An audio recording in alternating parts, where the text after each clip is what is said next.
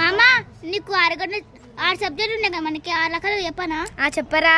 పొద్దున వస్తేనే అసలు సూర్యుడు. నా ఇష్టమైన సబ్జెక్టు తెలుగు. సూపర్ చెప్పినాను. రాత్రి కనిపిస్తాయి చుక్కలు, ఈ జన్మలోనే పాసుకొని లెక్కలు. అమ్మా మామ పాస్ కావా? చిన్న పడేసావు. సూసైడ్. హిందీలో ఇంగ్లీష్ లో పంది అంటారు పిగ్గు. నాకు అర్థం కాని సబ్జెక్ట్ హిందీ. అరే ఏంది మామ? అరే లైట్ పోతుండ్రా. ఏం లైట్ రా ఇది? గిట్లుంది. అరే డిజైన్ లైట్. అరే తెలుగులో